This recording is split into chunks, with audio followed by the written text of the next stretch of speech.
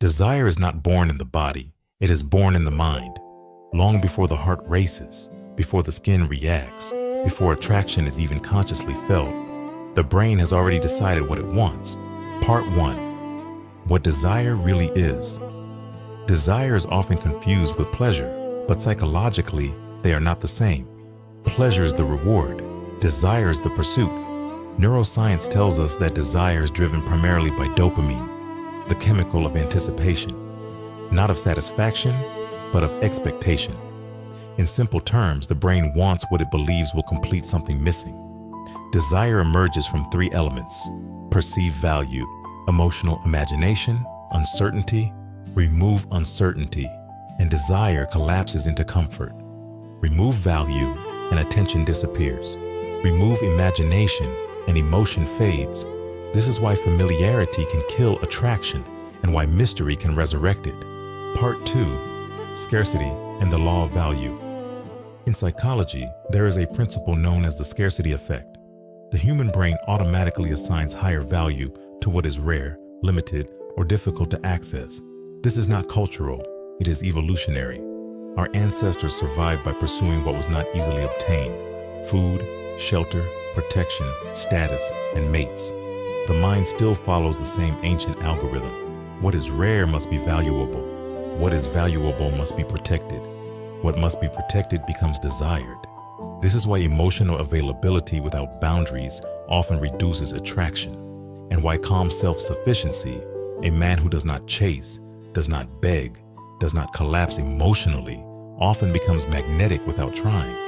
Not because he is manipulative, but because his nervous system signals abundance, not need. Part 3. Mystery and cognitive tension. The brain hates unfinished patterns. Psychologists call this the Zeigarnik effect. We remember incomplete experiences more than completed ones. Mystery creates an open psychological loop. And open loops demand mental energy. When a person is slightly unpredictable, when their emotional world is not fully accessible, when their inner life feels deep but not fully revealed, the mind leans in, not out of logic, but out of neurological compulsion. Desire grows in the space between knowing and not knowing. Too much clarity produces certainty. Too much certainty produces emotional rest. And rest, while peaceful, is not erotic. Part 4. Emotional imprinting. Desire becomes powerful when it attaches to emotion, not just appearance. The brain forms strong bonds when intense feeling is present: safety, excitement, validation, tension, relief, challenge. These emotional spikes create memory anchors.